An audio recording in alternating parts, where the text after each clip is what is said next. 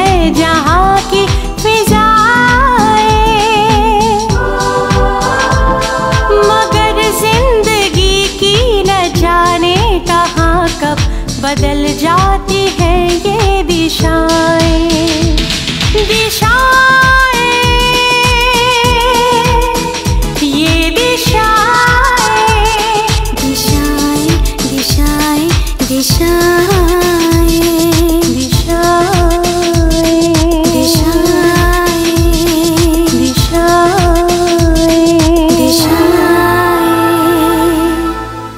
राजा, तुम्हें मेरे लिए कुछ पता करना पड़ेगा। यही ना कि लांबा कहाँ छुपा है। जब से ये तेरी भाभी जो है शादी करके आई है ना, इसके पांव तो घर में टिकते ही नहीं बेटा। वो तो भैया और भाभी की इज्जत भी नहीं करती। अब तू बता, ये सब कुछ देखकर मेरा कलेजा जलेगा कि नहीं जलेगा? लांबा का पता मिल गया है।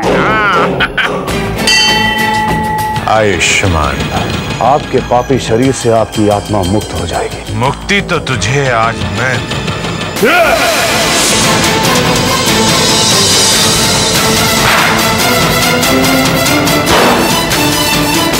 लगता है लांबा के मरने की खबर मिल गई तुम्हें। मुझे ये भी पता है कि तुम इस वक्त कहाँ हो।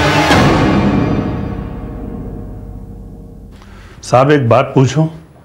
आप बुरा तो नहीं मानेंगे? पूछिए। जब आपको मालूम है कि जोरावर कहाँ छुपा हुआ है, तो आप फोन पे धमकी देने के बजाय उस पर सीधा वार क्यों नहीं करते? मेरी समझ में नहीं आता इन धमकियों के पीछे क्या वजह है। वजह है पठान साहब, बहुत बड़ी वजह।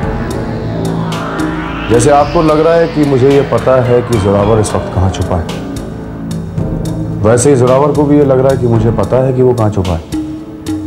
लेकिन सच ये है कि मुझे कुछ नहीं पता। लेकिन एक बात है, अभी मेरी फोन पे धमकी सुनने के बाद उसके पसीने तो जरूर छूट गए होंगे। अब अगर वो पताल में भी छुपा होगा तो निकलेगा जरूर, और निकलेगा तो समीर की नजर से कैसे बच पाए। वैसे भी जोरावर को मैं इतनी आसानी से थोड़ी मारूंगा। अभी तो मेरी धमकी सुनने के बाद थोड़े दिन तक वो 1000 मौतें मरेंगे, फिर मारूंगा।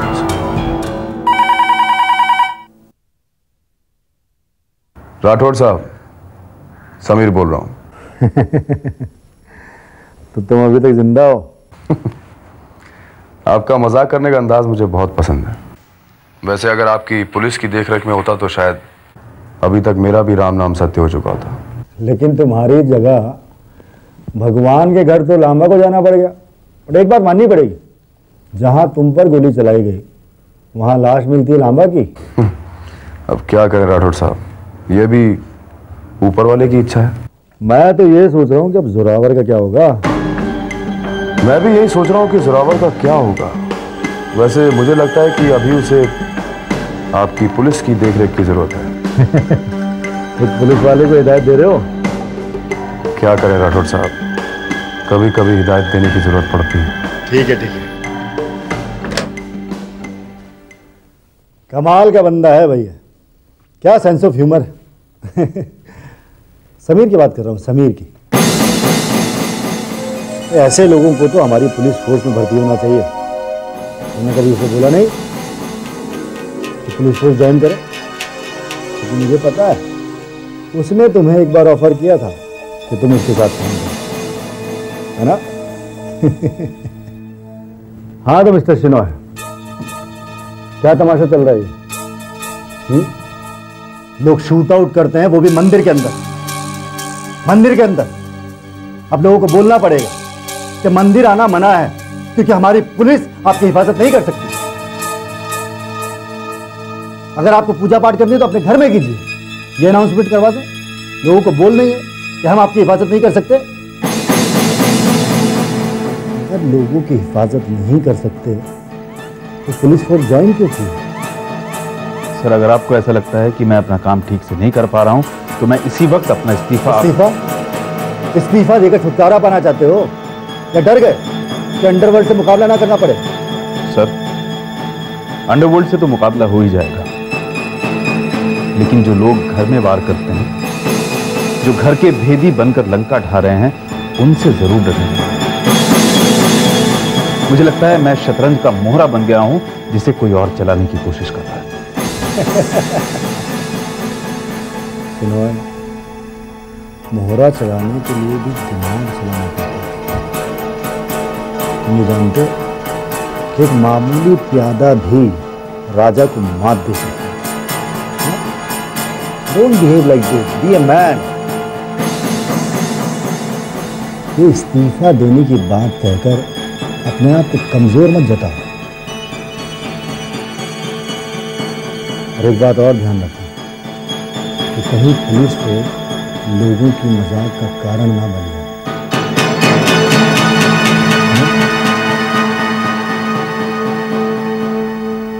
जा सकते हैं।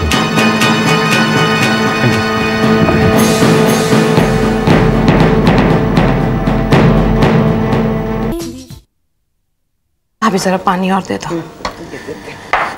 अरे बहू, ये सुबह सुबह सज धज कर कहाँ चली? राम राम, हमें तो ये सजावट रोज शाम को देखने को मिलती है। फालतू बातों के जवाब देना मुझे पसंद नहीं है। दीदी, क्यों आप इसके मुंह लगती हैं? इसको तो बड़े छोटों का लिहाज करना भी नहीं आता। जो जैसी इज्जत करवाएगा उसे वैसे ही इज्जत मिलेगी। वैसे कुछ लोग काफी ढीठ होते हैं।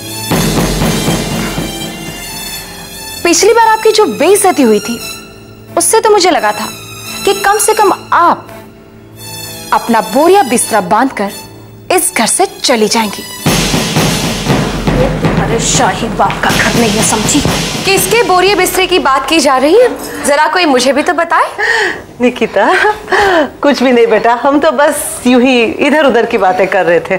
आओ बैठो ना। क्या बात है?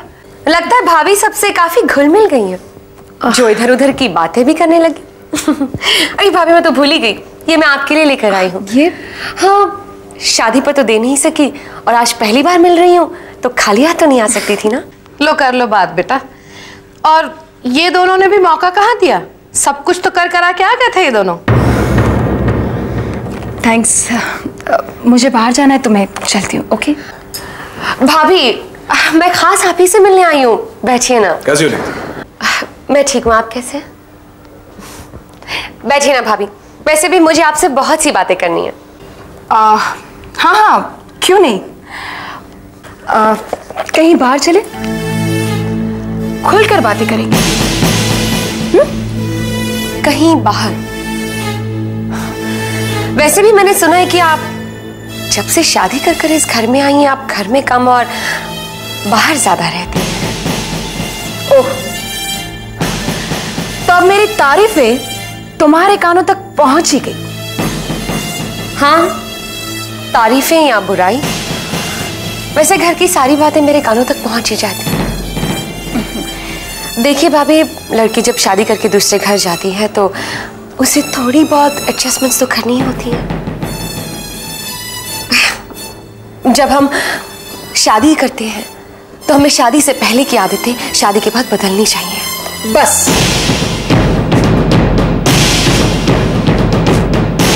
अब इसके आगे कुछ कहने की जरूरत नहीं।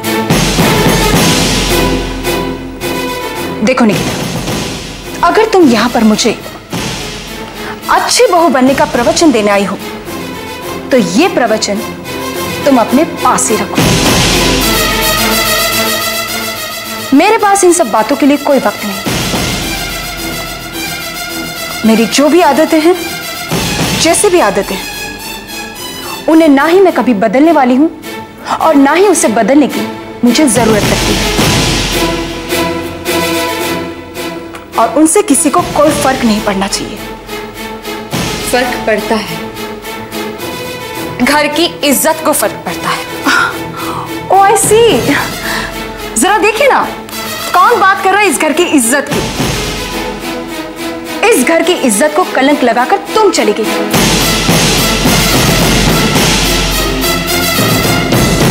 और आज मुझे सिखाने आई हो? मुझे?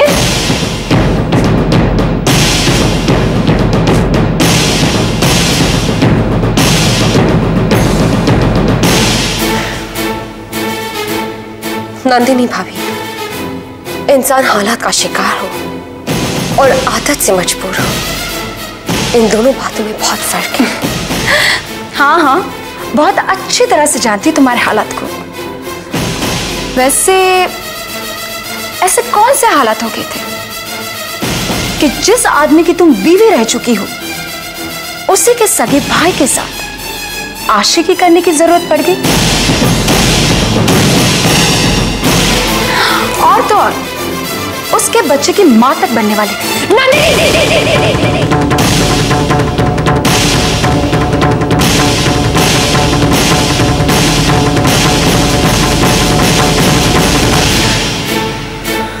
आवाज ऊंची करनी मुझे भी आती है, पर मैं करूंगी नहीं। एक सलाह देना चाहती हूं, जो इंसान कांच के घरों में रहता है उसे किसी दूसरों के घर पर पत्थर फेंकने से पहले 2 बार सोचना चाहिए। कहीं वो पत्थर पलट के उसके घर पर ना गिरे और उसके घर को तोड़ ना दे, समझी?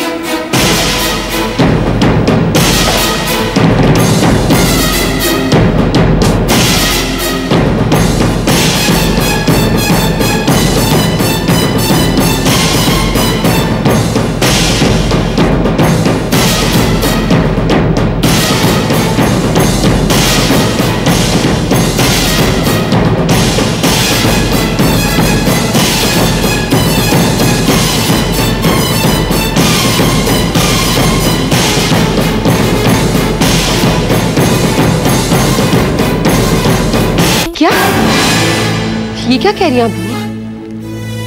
नंदिनी ने निकिता को 2-4 बातें बुरी भली कह दी। राम राम राम राम बेटा, अगर 2-4 बातें सुनाई होती ना तो कोई बात नहीं थी, लेकिन उस लड़की की तो जबान गज भर लंबी है और ऐसा लगता है जैसे सुबह से लेकर शाम तक कड़वे करेले और नीम का जूस पीती रहती। मीठा तो बोल ही नहीं सकती बेटा वो। जब से इस घर में आई है बेटा, हम सबका जीना हराम कर दिया है उसने। राम राम राम राम। लो कर लो बात। मेरी तो बेटा 2 कौड़ी की औकात की हुई है उसने, इज्जत ही नहीं करती मेरी। और मेरा तो छोड़ नेहा बेटा, लेकिन भैया भाभी की तो इज्जत करनी चाहिए ना उसे। राम राम राम राम, उनकी भी इज्जत नहीं करती। भैया और भाभी को देखकर तो बेटा मेरा जी जलता है, सच कह रही हूँ, कलेजा जलता है मेरा। नेहा बेटा, पता नहीं उसकी ये सब हरकतें देखकर मैं उसे इस घर की बहू कहूँ या दुश्मन। आप चिंता मत कीजिए बुआ, मैं खुद आती हूँ वहां और मैं खुद ही नंदिनी से बात करूंगी। हाँ बेटा, अब तो यही रह गया है, तू भी आकर देख ले क्या क्या कर रही है वो। ठीक है, चल रखती हूँ। जी। नेहा, जी। ये क्या कर रही हो तुम? जो भी उनके घर में हो रहा है ये उनका पर्सनल मामला है, जस्ट लीव इट अलोन। तुम क्यों पढ़ रही इन फैमिली पॉलिटिक्स में? लेकिन राजीव, ये भी तो मेरी फैमिली है। मैं समझ सकता हूँ, लेकिन इस वक्त तुम्हारी ऐसी हालत नहीं है कि तुम इन सब बातों में पढ़ो। अगर तुम्हें किसी चीज की फिक्र करनी है तो सिर्फ अपने बच्चे की और सिर्फ अपना ख्याल रखो, मत पड़ो इन झंझटों में प्लीज। याद है ना, पिछली बार इन्हीं सब चक्करों की वजह से हमने हमारा बच्चा। मैं जानती हूँ, लेकिन मैं क्या करूँ, वो नंदिनी जब से शादी कर आई है घर के पूरे माहौल को बिगाड़ कर रखती है। बेचारी निकिता। आजकल मुझे निकिता के लिए बहुत बुरा लगने लगा है। क्यों? कल तक तो तुम सिर्फ निकिता का नाम सुनती थी और गुस्सा आ जाता था तुम्हें। आज इतनी ज्यादा फिक्र क्यों हो रही है? उसकी फिक्र मत करो तुम प्लीज अपना ख्याल रखो, अपना ध्यान रखो, और फिक्र करनी है तो सिर्फ अपने आने वाले बच्चे की करो प्लीज।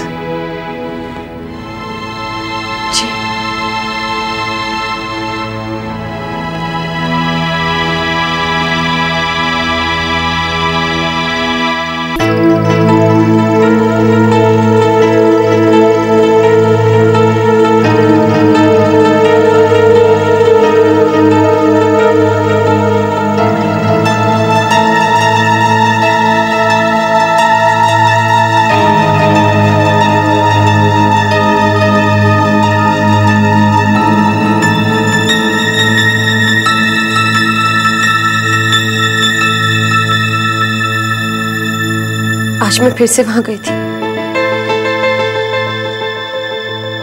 पापा के नंदिनी से झगड़ा हो गया।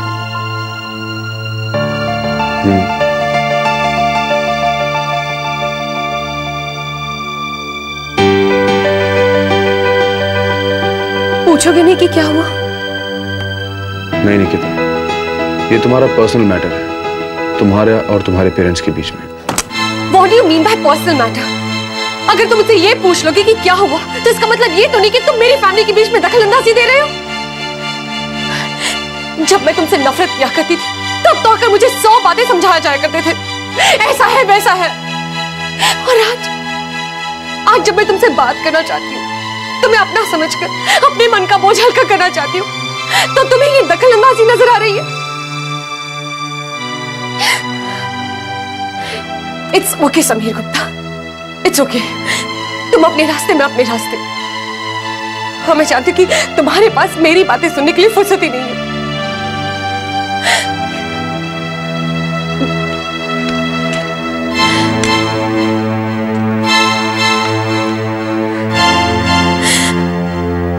जिस इंसान की मैं इज्जत करने लगी थी, जिसे पसंद करने लगी थी, उसे किसी से क्या लेना देना।